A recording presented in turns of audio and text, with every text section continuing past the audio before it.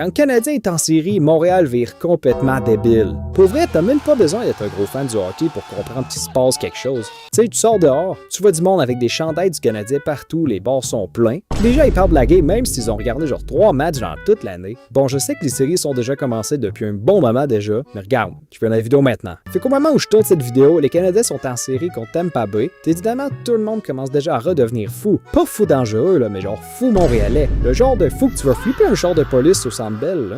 Faut qu'on parle des séries. Parce que les séries de la LNH à Montréal, là, c'est pas juste du sport. C'est une ambiance, c'est un événement social, c'est une excuse pour que tout le monde se rassemble, crie, stresse, mange trop salé, puis regarde la télé debout dans son salon. Quand il y a une game du Canadien en série, tu le sens même avant que le match commence. Déjà dans la journée, le monde n'est pas pareil. T'as des gens qui travaillent qui portent leur chandail du Canadien par-dessus leur chemise. Comme si c'était normal. Et dès que le match approche, là, Montréal change de mode. Les bars se remplissent, les restos mettent la game sur toutes les TV. Le monde commence à klaxonner avant même qu'il y ait un but. Tu marches dans les rues, puis t'entends du monde crier « Go Habs go » à des inconnus. Puis les inconnus répondent. N'importe quel jour de l'année, si un inconnu te crie après dans la rue, change de trottoir. Ben pendant les séries, c'est l'unité nationale. Puis l'ambiance au Centre Bell, c'est encore un autre niveau. Parce que même si t'aimes pas le hockey, tu peux pas vraiment juste rester neutre là-dedans. Quand la foule chante, quand tout le monde crie, quand il y a un gros arrêt ou une mise en échec, on dirait que le bâtiment au complet tremble. Puis c'est là que tu comprends pourquoi les partisans du Canadien ont cette réputation. On est tellement intense, des fois un peu trop, je vais pas te mentir. Mais on est intense parce qu'on s'attache vite. Il suffit d'un bon match, d'un but qui a été clutch, d'un joueur qui se donne à fond, puis tout le Québec commence à croire à une histoire magique. Puis le plus drôle, c'est que les séries ramènent plein de faux d'experts. Pendant toute la saison, ils regardent pas les matchs, ils s'en torchent, ils connaissent genre 2 joueurs, peut-être 3, Suzuki puis Caulfield. Mais dès que le Canadien est en série, ils parlent comme s'il faisait partie du staff. Ils disent des affaires comme faut jouer plus physique en zone neutre. Big. Il y a genre 2 semaines, tu pensais une journée, c'était un quartier à la mer.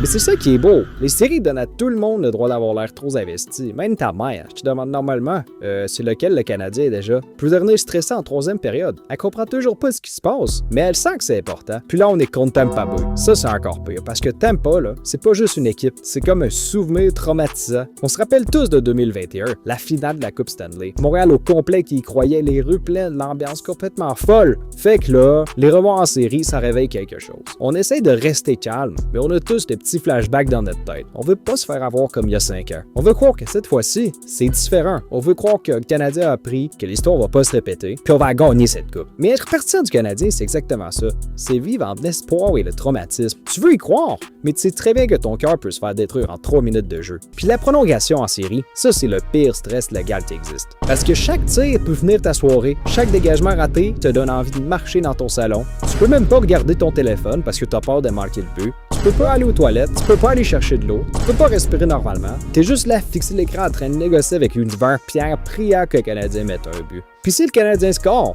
ben c'est l'explosion. Tu cries comme si c'était toi qui avais marqué, tu tapes dans tes mains, tu réveilles peut-être le voisin de 90 ans qui dort à côté de chez vous, tu textes tout le monde pendant 30 secondes, ta vie est parfaite. T'es en euphorie totale.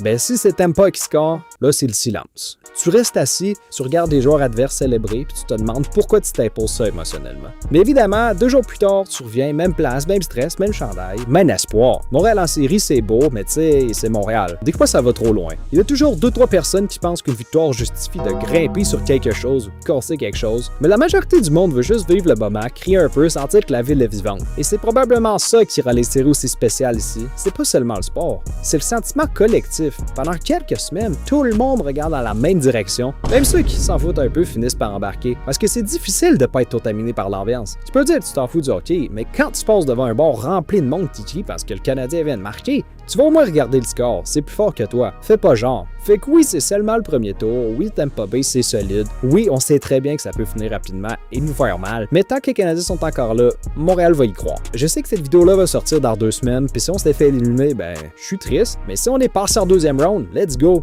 faut gagner cette coupe-là. C'était le raton, on se revoit dans pas long, bye!